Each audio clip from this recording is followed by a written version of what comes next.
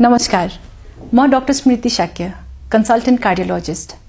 म Manmohan centre teaching hospital महाराजगञ्जमा कार्यरत छु। आजभोलि हामीहरू बजारमा विभिन्न रेस्टुरेन्टहरूमा हुक्का राखिरहेको देखिरहेका हुन्छौं र मानिसहरू हुक्का तानिरहेको देखिरहेका हुन्छौं। यो युवा अवस्थामा अझ धेरै फ्यासनको रूपमा लिने प्रवृत्ति भएको हामी देखिरहेका हुन्छौं। हुक्का एउटा एन्टरटेनमेन्ट को रूपमा पनि लिएको छ र यो कम हार्मफुल छ भन्ने पनि एउटा मिथ छ, एउटा भ्रम छ। तर हुक्काले ब्लड प्रेसर, मुटुको रोग र कोलेस्ट्रोल जस्तो समस्याहरू दिन सक्छ।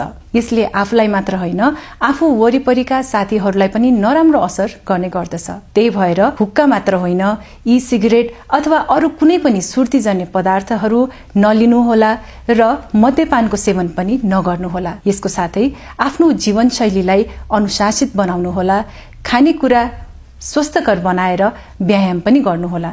यसरी हामीले आफ्नो मुटुलाई स्वस्थ राख्न सक्छौं।